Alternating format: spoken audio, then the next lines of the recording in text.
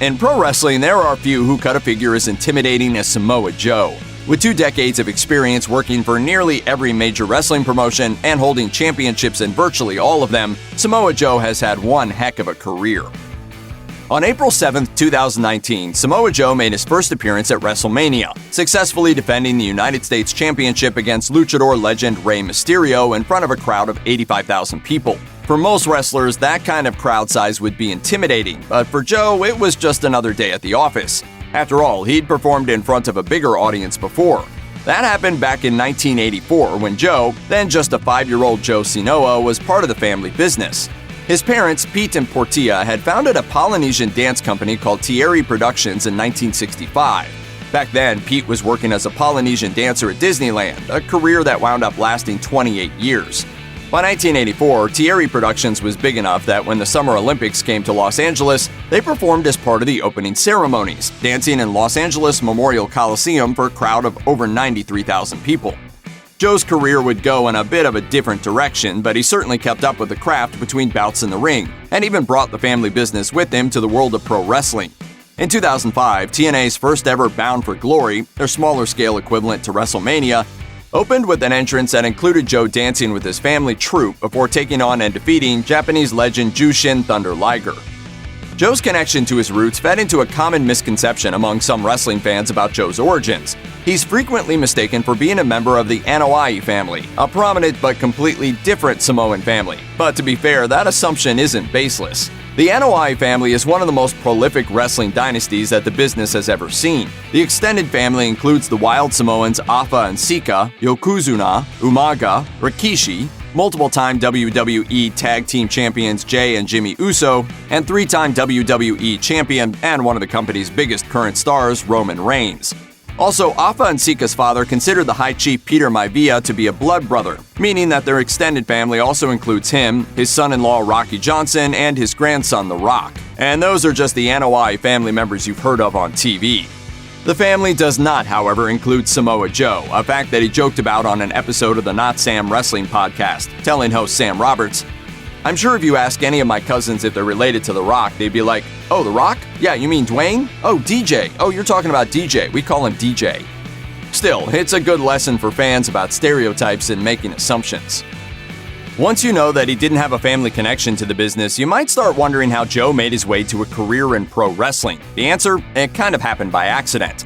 One of the reasons that Joe's style has such an edge of hard-hitting realism to it is that he has a strong background in martial arts, winning the California State Junior Judo Championships as a teenager and going on as an adult to train with UFC champion Bas Rutten. In between those two events, though, Joe was working as a mortgage broker in the early 2000s. Joe called up a gym in California one day in order to get back to training, looking to take up jiu-jitsu. The gym owner told Joe that if he was really looking for an intense workout, he should stick around after the jiu-jitsu class for when the pro wrestling guys came in. He took the owner's advice and found a whole lot more than an intense workout. Joe's background, athleticism, and dedication gave him a knack for pro wrestling, leading him to quit his mortgage broker job after a year of training to go full-time. In addition to the intense workout he was promised, the new career, and an eventual path to worldwide fame, Joe's time training gave him something else he didn't expect, a name that would stick with him for the next 20 years. As he told Sam Roberts, "There were 2 dudes in the gym named Joe, and of course, instead of calling the other guy Caucasian Joe, all of a sudden I'm Samoa Joe. I was pretty decent at this wrestling thing, and promoters started asking for Samoa Joe, and I got so terrified of changing my name because I liked the work.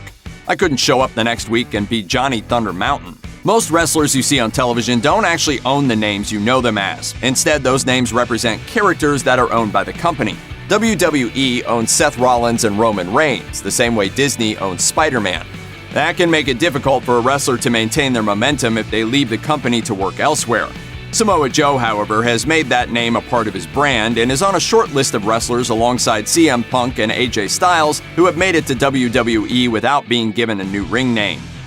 In the early phase of his career, Samoa Joe spent some time in WWE's developmental system and even wrestled a few matches against John Cena back in the days before Cena became pro wrestling's biggest star. That first brush with WWE didn't go too well, though. Joe was even told by Jim Ross, who was both an on-screen personality and WWE's executive in charge of talent relations, "We know what we're looking for in terms of talent, and you're not it." With that, Joe decided to make a name for himself elsewhere, and the first place he did that was Ring of Honor, a Philadelphia-based company that would eventually become the biggest indie wrestling promotion in the country. It was the springboard for wrestlers who would eventually find themselves at the top of the card in WWE, like Daniel Bryan, Seth Rollins, Kevin Owens, and more. Keep your eye on Joe! Only 5 months after he joined the company, Joe won the ROH World Championship, kicking off a title reign that would last for 645 days with 30 successful defenses. For most fans, there were 3 that stood out well above the rest, a trilogy of matches against ROH's other top star, CM Punk.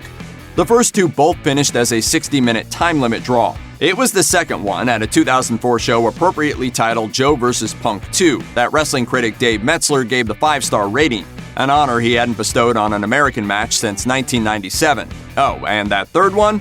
It went 31 minutes before Joe choked Punk out in the middle of the ring, cementing himself as one of the best wrestlers in the world.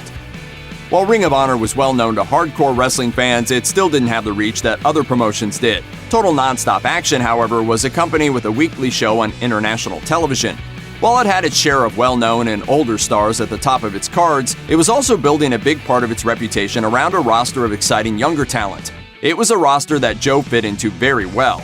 At first, Joe was featured in the company's X Division, where wrestlers with a high-flying, high-risk style gave TNA its most thrilling matches. Before Joe's arrival, the X Division was thought of as a junior heavyweight division, full of the smaller wrestlers and their flippy, acrobatic moves.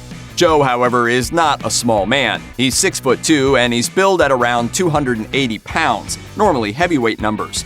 But Joe had incredible conditioning, the kind of thing you need when you're wrestling 60-minute main events, and was capable of explosive speed and power. He could keep up with the smaller wrestlers while still throwing them around like he was Godzilla. Set up the muscle buster out of the corner! Time's over! Bam!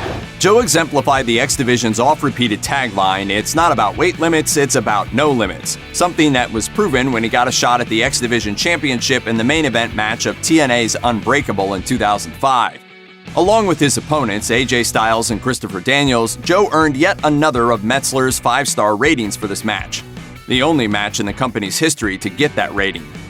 Samoa Joe spent a full 10 years with TNA, later known as Impact Wrestling, where he was undefeated for a full 18 months after he debuted and won pretty much every title and accolade that it was possible for him to win.